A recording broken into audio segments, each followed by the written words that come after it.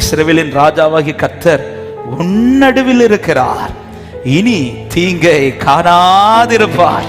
ஹல்லேலூயா. அடுத்த வசனம், அந்நாளிலே எருசலேமை பார்த்து பயப்படாது என்றும் சீயோனை பார்த்து உன் கைகளை தளர விடாது என்றும் சொல்லப்படும். உன் தேவனாகிய கர்த்தர் உன்னடுவில் இருக்கிறார், அவர் வல்லமை உள்ளவர், அவர் ரட்சிப்பார். அவர் உன் பேரில் சந்தோஷமாய் மகிழ்ந்து தம்முடைய அன்பு நிமித்தம் அமர்ந்திருப்பார்.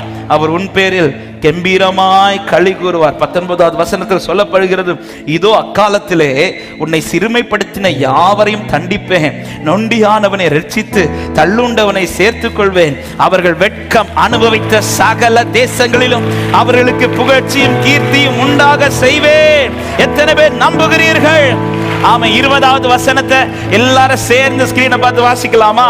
அக்காலத்திலே உங்களை கூட்டிக் கொண்டு வருவேன், அக்காலத்திலே உங்களை சேர்த்துக் கொள்வேன்.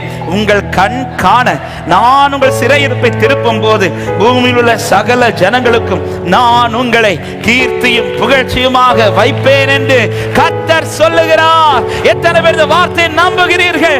என்னை மறக்காதவர் என்னை மகிமைப்படுத்துவார். ஹல்லேலூயா. என்னை மறவாதவர் என்னை மகிமைப்படுத்துவார். ஆமென்.